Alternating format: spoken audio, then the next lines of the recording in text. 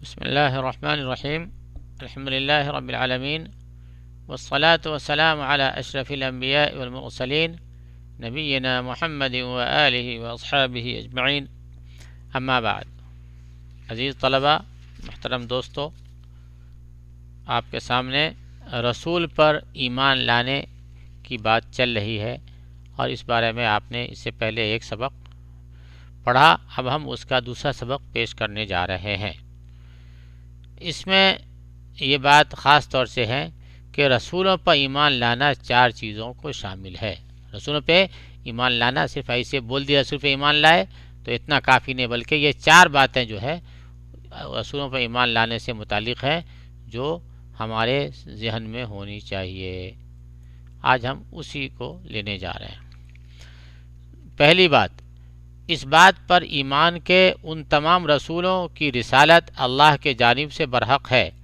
اس لیے جس کسی نے ان رسولوں میں سے کسی ایک کی کفر انکار کیا تو حقیقت میں اس نے تمام رسولوں کے ساتھ کفر اور انکار کیا، جیسا کہ فرمان باری تعالی ہے: اعوذ باللہ من الشیطان الرجیم، کذبت قوم نوح المرسلین. قوم نوح نے بھی نبیوں کو جھٹلایا. یہاں پر اللہ تعالیٰ نے قوم نوح کو تمام رسولوں کا انکار اور تکذیب کرنے والا بتلایا، حالانکہ جس وقت اس قوم نے سیدنا نوح کی تکذیب کی کوئی دوسرا رسول ان کے علاوہ روئے زمین پر نہیں تھا. لیکن بات یہ ہے کہ ایک رسول کی تکذیب سے تمام رسولوں کی تکذیب لازم آئے گی.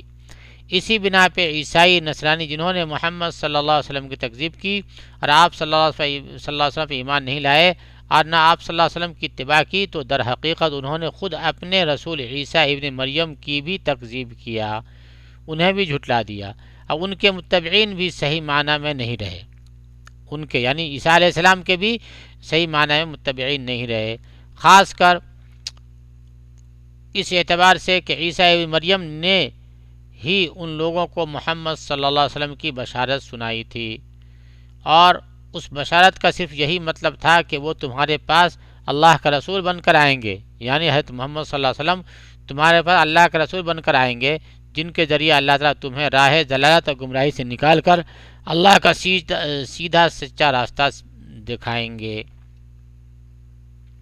تو یہ بات ذہن میں رہنی چاہیے کہ کسی ایک نبی کا اگر انکار کر دیے تو سمجھو کہ سارے نبیوں کا انکار کر دیا آدمی نے، جیسا کہ اس حدیث قرآن کی اس آیت میں اس کی صراحت ہے کہ نوح علیہ السلام کی قوم نے تو اصل میں صرف نوح کو ہی جھٹلایا تھا، لیکن ان کو جھٹلانا مطلب سارے نبیوں کو جھٹلا دینا. اسی طریقے سے عیسائی ہے، یہ عیسیٰ علیہ السلام پہ ایمان رکھتے ہیں کسی حد میں، لیکن محمد صلی اللہ علیہ وسلم پہ ایمان نہیں رکھتے، تو ان کا ایمان کوئی فائدہ نہیں، ان کے ایمان سے انہیں کچھ بھی حاصل نہیں ہوگا، بلکہ وہ جہنمی ہے اور ہمیشہ ہمیشہ کے جہنمی ہے.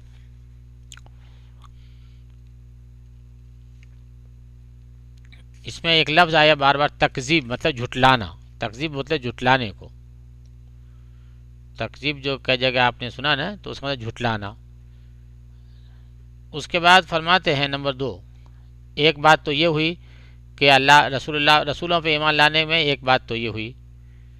دوسری بات یہ کہ ان رسولوں میں سے جن کے نام کا ہمیں علم حاصل ہوا ان پر مفصل ایمان رکھنا ہے، جیسے محمد صلی اللہ علیہ وسلم، ابراہیم علیہ السلام، موسیٰ علیہ السلام، عیسیٰ علیہ السلام، نوح علیہ السلام. یہ پانچوں تمام رسولوں میں اولو العزم رسول کہلاتے ہیں. یہ پانچوں رسول جو ہے اولو العزم رسول کہلاتے ہیں، اور ان پانچوں کا اللہ تعالیٰ نے قرآن کریم میں 2 مقامات پر ذکر کیا ہے.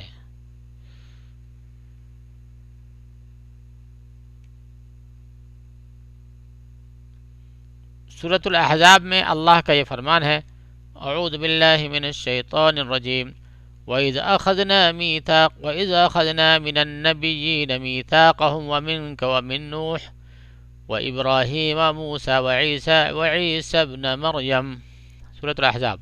ترجمہ: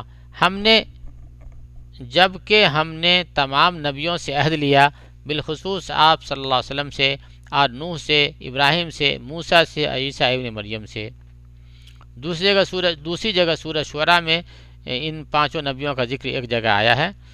اعوذ باللہ من الشیطان الرجیم، شرع لكم من الدين ما وصى به نوحا والذي أوحينا إليك وما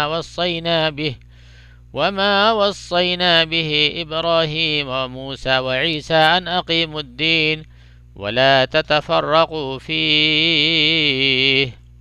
ترجمہ، اللہ نے تمہارے لیے وہی دین مقرر کر دیا ہے جس کے قائم کرنے کا اس نے نوح کو حکم دیا تھا، اور جو بذریعہ وحی ہم نے تیری طرف بھیج دی، اور جس کا تاکیدی حکم ہم نے ابراہیم اور موسیٰ و عیسیٰ کو دیا تھا کہ اس دین کو قائم رکھنا اور اس میں پھوٹ نہ ڈالنا۔ اور ان برگزیدہ رسولوں میں سے جن کے نام ہمیں معلوم نہیں، ہم اس پہ مجمل ایمان رکھتے ہیں، یعنی جن کا ہمیں تفصیلی معلومات ہیں نام کے ساتھ، اور ان کے بارے میں کہ ان کو کتابیں دی گئی تھی مثلاً، اور ان کو فلاں قوم کی طرف بھیجا گیا تھا، تو پورے تفصیل کے ساتھ ہمیں ان پر ایمان لانا ہے۔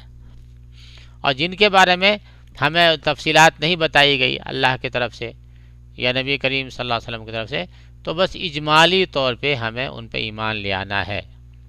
اجمالی مطلب اس کو آگے فرماتے ہیں،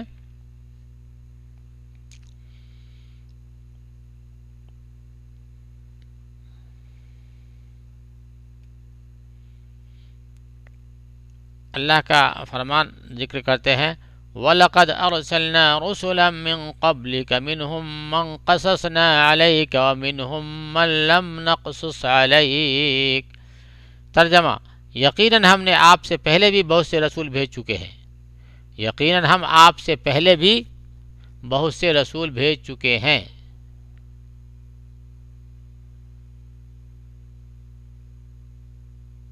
یقیناً ہم آپ سے پہلے بھی بہت سے رسول بھیج چکے ہیں، جن میں سے بعض کے واقعات ہم آپ کو بیان کر چکے ہیں، اور ان میں سے بعض کے قصے تو ہم نے آپ کو بیان ہی نہیں کیے، یعنی بہت کے نبیوں کے بارے میں اللہ نے نہیں نبی کریم صلی اللہ علیہ وسلم کو ان کی تفصیلات بتائی، تو ان کے اوپر ہمیں اجمالی طور پہ ایمان رکھنا ہے کہ جو بھی نبی اور رسول اللہ نے بھیجے ہم سب کو مانتے ہیں۔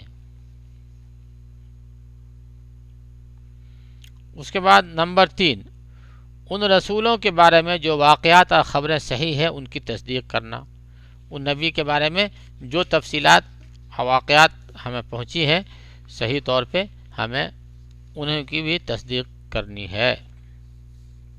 نمبر 4، ان رسولوں میں سے جو رسول ہماری طرف بھیجے گئے ان کی شریعت پہ عمل کرنا، اور وہ ہیں خاتم الرسول سیدنا محمد صلی اللہ علیہ وسلم، جو تمام لوگوں کی طرف رسول بنا کے بھیجے گئے تھے، یعنی نبی کریم صلی اللہ علیہ وسلم کوئی خاص علاقے، کوئی خاص ایریا، کوئی خاص قوم کے لیے نہیں، بلکہ پوری انسانیت کے لیے نبی اور رسول بنا کے بھیجے گئے تھے۔ چنانچہ اللہ کا فرمان ہے، اعوذ باللہ من الشیطان الرجیم، فلا وربک لا یؤمنون حتی یحکموک فیما شجر بینہم ثم لا یجدوا فی انفسہم حرجا مما قضیت وَيُسَلِّمُوا تَسْلِيمًا۔ ترجمہ، سو قسم ہے تیرے پروردگار کی، یہ مومن نہیں ہو سکتے جب تک کہ تمام آپس کے اختلاف میں آپ کو حاکم نہ مان لیں، پھر جو فیصلہ آپ ان میں کر دیں ان سے اپنے دل میں کسی طرح کی تنگی اور ناخوشی نہ پائیں، اور فرما برداری کے ساتھ قبول کر لیں، یعنی نبی کریم صلی اللہ علیہ وسلم جو بھی فیصلہ فرما دے وہ مسلمان کے لیے اس کو ماننا اور ضروری ہے، جو اس کو نہیں مانے گا وہ کافر اور اسلام سے خارج ہو جائے گا۔ اس کے بعد فرماتے ہیں رسولوں پر ایمان لانے کے فائدے۔ رسولوں پر ایمان لانے کے کیا فائدے ہیں اس کو ہم مختصر آج ہی کے سبق میں مکمل کر لیتے ہیں۔ نمبر 1، اس سے اللہ کی اپنے بندوں کے ساتھ عظیم عنایت، رحمت، خاص کا علم ہوتا ہے کیونکہ اللہ نے اپنے بندوں کی طرف اپنا رسول بھیجا تاکہ وہ انہیں اللہ کی سیدھی راہ دکھلا دیں اور ان کے لیے یہ بالکل واضح کر دیں کہ وہ اللہ کی عبادت کس طرح کریں۔ یہ اس لیے کہ انسانی عقل اس سلسلے میں تنہا معرفت حاصل نہیں کر سکتی، یعنی اگر نبی نہیں آتے تو ہمیں عبادت کرنے کا طور طریقہ سمجھ میں نہیں آتا، تو نبی نے آ کر کے ایک ایک بات کھول کھول کر کے ہمیں دکھا دیا، تو یہ کتنا بڑا فائدہ ہوا اللہ کا، کتنا بڑا احسان ہوا۔ نمبر 2، ہمیں اللہ کی اس نعمت عظیم پر شکر گزار ہونا چاہیے۔ نمبر 3، تمام رسولوں سے ہمیں محبت، ان کی تعظیم کرنی چاہیے، نیز ان کی شایان نشان، ان کی خوبی، ان کی تعریف کرنی چاہیے، کیونکہ یہ تمام کے تمام اللہ کے رسول برحق ہیں جنہوں نے اللہ کی عبادت اور ان کے احکام کی تبلیغ اور ان کے بندوں کے ساتھ خیر خواہی کا بدرجہ اتم صحیح معنی میں حق ادا کر دیا، یعنی ان کی تعریف کرنا اور ان کی محبت، ان کے ساتھ محبت کا برتاؤ کرنا، سارے نبیوں کے ساتھ۔ معاندین، اللہ اور رسول اور اس کے شریعت پہ ایمان نہ رکھنے والے نے ان کے پاس بھیجے گئے رسولوں کا انکار اور ان کی تکذیب کی۔ ان کا یہ گمان تھا کہ انسانوں میں سے اللہ کے رسول نہیں ہوتے۔ اللہ نے ان کی اس بدگمانی کو قرآن کریم میں ذکر کر کے اس کا رد اور اسے باطل مردود گردانا ہے۔ اعوذ باللہ من الشیطان الرجیم وما منع الناس ان يؤمنوا اذ جاءهم الهدى الا ان قالوا ابعث الله بشرا رسولا قل لو كان في الارض ملائكة يمشون مطمئنين لنزلنا عليهم من السماء ملكا رسولا۔ ترجمہ، لوگوں کے پاس ہدایت پہنچ چکنے کے بعد ایمان سے روکنے والی صرف یہی چیز رہی کہ انہوں نے کہا کیا اللہ نے ایک انسان ہی کو رسول بنا کر بھیجا؟ آپ کہہ دیجئے کہ اگر زمین میں فرشتے چلتے پھرتے اور رہتے بستے تو ہم بھی ان کے پاس کسی آسمانی فرشتے ہی کو رسول بنا کر بھیجتے۔ اس طرح اللہ نے ان کے اس گمان کو باطل کر دیا اور بتایا کہ رسول انسان ہی ہونا بہت ضروری ہے، کیونکہ وہ زمین والوں کی طرف بھیجے گئے ہیں اور سب انسان ہیں۔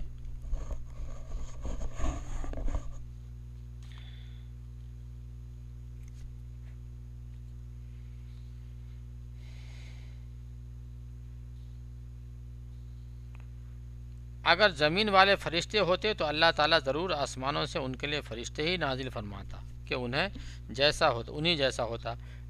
اسی طرح اللہ تعالیٰ نے ان لوگوں کی حکایت بیان فرمائی جو رسولوں کو جھٹلاتے تھے۔